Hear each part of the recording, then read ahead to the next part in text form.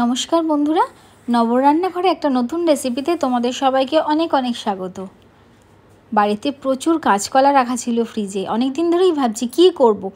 বিভিন্ন রকম পাঁচ তরকারিতে দিচ্ছি, কাঁচকলা ভাজাও ভীষণ ভালো লাগছে, মাছেও দিচ্ছি। আজকে ভাবলাম না, কাঁচকলার কোফতাই বানানো যাক। আর বাড়িতেও সবাই বলছিল অনেক দিন ধরে যে কাঁচকলার কোফতা অনেক দিন বানানো হয়নি। তো এই জন্যই আজকে কাঁচকলার কোফতা বানাচ্ছি। আর ভাবলাম তোমাদের সাথে শেয়ার করব না, সেটা কি কখনো হয়? তাই চলো বলে দিই কীভাবে বানালাম। প্রথমে কাঁচকলা আর আলু ভালো করে সেদ্ধ করে নিয়েছি, দুটো একসাথেই সেদ্ধ করেছি। তারপরে আমি প্রথমে চোকলাটা ছাড়িয়ে নিয়েছিলাম কাঁচকলার। এবার কাঁচকলা আর আলুটাকে ভালো করে একটা কাঁটা চামচের সাহায্যে ভেঙে নিয়েছি। তার মধ্যে দিয়ে দিয়েছি একটা গোটা ডিম, পেঁয়াজ কুচি, কাঁচা লঙ্কা কুচি, আর বেসিক যে মশলাগুলো থাকে যেরকম নুন, চিনি, হলুদ গুঁড়ো, লঙ্কা গুঁড়ো, গরম মশলা গুঁড়ো, আর দিয়ে দিচ্ছি চাল গুঁড়ো, আর দিয়েছি বেসন। চাল গুঁড়ো বাজারে ইজিলি অ্যাভেলেবেল, সেটাও ইউজ করতে পারো। আর না থাকলে পরে বাড়িতেই চাল একটুখানি মিক্সির বাটিতে গুঁড়ো করে নেবে। সব দেওয়া হয়ে গেছে, এবার ভালো করে মিশিয়ে নিচ্ছি। মিশিয়ে শেষে কিন্তু আমি হাত দিয়েই ভালো করে মেখেছি। হাত দিয়ে মাখলে ব্যাপারটা খুব সুন্দর হয়। আমার কাঁচকলার কোফতার পুরটা কিন্তু একদম মাখানো কমপ্লিট হয়ে গেছে। হলুদ দিয়েছি বলে কি সুন্দর কালারটাও এসছে দেখো। এবারে যতটা পুর লাগবে আর কি, যে পরিমাণে আমি বানাবো সেই পরিমাণ কোফতার পুরটা তুলে নিয়ে আর এক হাতে জল নিয়ে আমি শেপ দিয়ে নিচ্ছি। তোমরা চাইলে তেলও ব্যবহার করতে পারো, কিন্তু জলেই যখন কাজ হয়ে যাচ্ছে তেল আর কেন নষ্ট করব। চলো এক একটা কোফতা তৈরি করে নিচ্ছি। আর এদিকে তেলও গরম হয়ে গেছে, আগে কোফতাগুলোকে ভেজে নিই। একটা একটা করে তৈরি করছি আর কোফতা ভাজছি। তোমরা কারা কারা কাঁচকলার কোফতা ভালোবাসো সেটা অবশ্যই আমাকে কিন্তু কমেন্টে জানিও। আমি কিন্তু কাঁচকলার কোফতা খেতে ভীষণ ভালোবাসি। আর এই কোফতাটা যে সবসময় কারি আকারেই খেতে হবে এরকমটা নয়। এই কোফতাটা বানিয়ে সন্ধ্যেবেলা স্ন্যাক্স হিসেবেও কিন্তু ভীষণই ভালো লাগে। মুড়ি দিয়ে খাওয়া যায়, নর্মাল চা কফির সাথেও ভালো লাগে আর কি।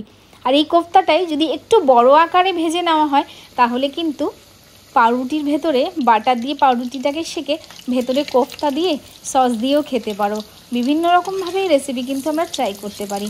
চলো তোমাদের সাথে কথা বলতে বলতে কোফতাগুলোও ভেজে নিচ্ছিলাম আমি। আর অনেকগুলো কোফতা যেহেতু বানিয়েছি, আমার ভাজতে বেশ অনেকটাই সময় লেগেছে। কোফতাগুলো কিন্তু একদম কম আঁচে লাল লাল করে ভাজবে, নাহলে ভেতরটা কাঁচা থেকে যাবে। যেহেতু ডিম দিয়ে মাখিয়েছি, একটু কম আঁচে ভালো করে ভাজলে পরে সেই আঁশটে গন্ধটাও চলে যাবে। আমার সব কোফতাই কিন্তু ভাজা হয়ে গেছে। এবারে একটা কড়াইয়ের মধ্যে দিয়ে দিয়েছি সর্ষের তেল, দিয়ে দিলাম জিরে আর শুকনো লঙ্কা ফোড়ন। এবার এই বাটির মধ্যে টমেটো আর পেঁয়াজ আমি মিক্সিতে বেটে নিয়েছি, কিন্তু একদম মিহি পেস্ট করিনি, একটু দরদরা ভাব ছিল, মানে খণ্ড খণ্ড করে রেখেছি। এবার এদিকে কাজু বাদাম আর টক দই একসাথে বেটে নিয়েছি। পেঁয়াজটা ভালো করে কাঁচা গন্ধটা যাওয়া পর্যন্ত ভেজে নিতে হবে। এই দেখো পেঁয়াজ ভাজাও হয়ে গেছে, জলও শুকিয়ে গেছে, পেঁয়াজের তেল ছেড়ে দিয়েছে। এবার দিয়ে দিলাম আদা আর রসুন বাটা, আর দিয়ে দিচ্ছি লঙ্কা গুঁড়ো। এখানে লঙ্কা গুঁড়োর মধ্যে আমার কাশ্মীরি লঙ্কা আর ঝাল লঙ্কা দুটোই ছিল। দিয়ে দিলাম হলুদ গুঁড়ো, চিনি আর নুন। ভালো করে মশলাটাকে কষিয়ে নিতে হবে, না হলে কিন্তু লেগে যেতে পারে। মশলা আমার একদম ভাজা হয়ে গেছে, মশলার গন্ধও চলে গেছে। এবার বেটে রাখা কাজু আর টক দইটা দিয়ে দিলাম। এবার ভালো করে কষানোর পালা। কষানো হয়ে গেছে, এবারে দিয়ে দিলাম প্লেন টক দই। টক দই দিয়ে আবারও ভালো করে কষিয়ে নিচ্ছি। কাজু বাদামটা বাটার সময় আমি একটু টক দই ইউজ করেছিলাম, বাকি টক দইটা কিন্তু আমি গ্রেভিতে পরে দিলাম। এবার দেখো সাইড থেকে কিন্তু তেল ছেড়ে দিয়েছে। এবার ওই মশলার বাটিতেই অল্প অল্প জল নিয়ে মশলাটাকে কষাতে থাকবো যতক্ষণ পর্যন্ত কাঁচা গন্ধটা মশলার চলে যাচ্ছে।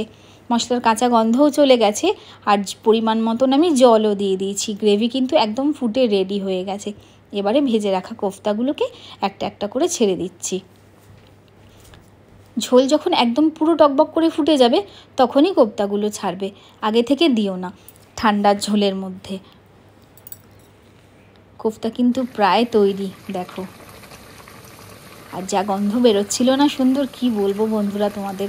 তোমরাও কিন্তু একদিন বাড়িতে অবশ্যই ট্রাই করো এটা। এবারে দিয়ে দিচ্ছি গরম মশলা গুঁড়ো আর বেশ অনেকটা পরিমাণ ঘি। আর তোমাদের যদি রেসিপিটা ভালো লাগে তাহলে অবশ্যই একটা লাইক কমেন্ট শেয়ার করে দিও। আমার কোফতা কিন্তু রেডি, আর ওপর থেকে একটা চেরা কাঁচা লঙ্কাও দিয়েছি। এবার দেখো কত ভালো লাগছে। এটা কিন্তু তোমরা সাদা প্লেন ভাত, রুটি, পরোটা, রুমালি রুটি, এমনকি পোলাও বা রাইসের সাথেও খেতে পারো। একটা নিরামিষ পদ কিন্তু ভীষণ অসাধারণ খেতে। তো যদি ভালো লেগে থাকে অবশ্যই চ্যানেলটাকে সাবস্ক্রাইব করে দিও এরকম নতুন নতুন রেসিপি দেখার জন্য। তো চলো সবাই খেতে থাকো, খাওয়াতে থাকো। আজকের মতো টাটা।